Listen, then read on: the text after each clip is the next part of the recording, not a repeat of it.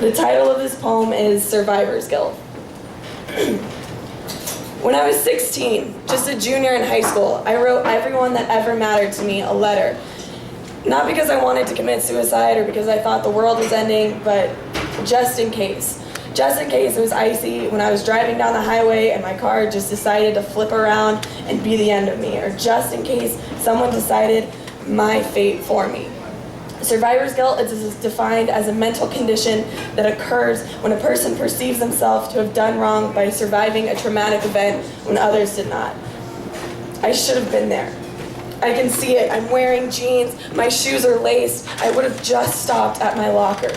He would have been walking in just as I was walking out, and my fate would have been decided for me.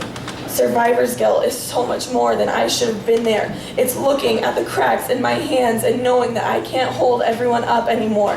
It's more than knowing where every single exit sign is, every evacuation plan, every escape route. It's knowing the backs of my shoulders better than the backs of my hands, because I always have to make sure no one is behind me. And survivor's guilt is knowing that every cell in my body was placed by destiny herself only to be dissolved at a young age. And survivor's guilt is failing the one thing I knew I was supposed to do.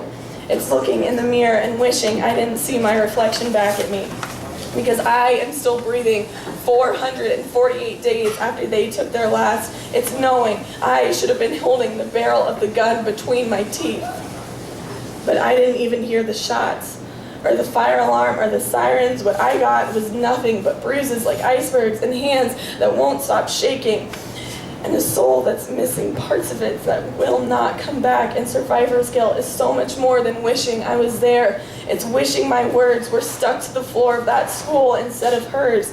It's reliving every opportunity to have helped. It's thinking about nothing but Thursdays and Fridays for almost a year. It's thinking about the last day I saw her alive and wishing with everything in me I could warn her. It's feeling the black holes that he created suck the life out of everything. And it's looking at my parents and seeing they're not strong enough to handle this, and looking at hers and failing to see the difference. And it's knowing that everyone's hurting and I cannot help them. Survivor's guilt is so much more than I should have been there. It's giving every part of my being to wishing that I had been.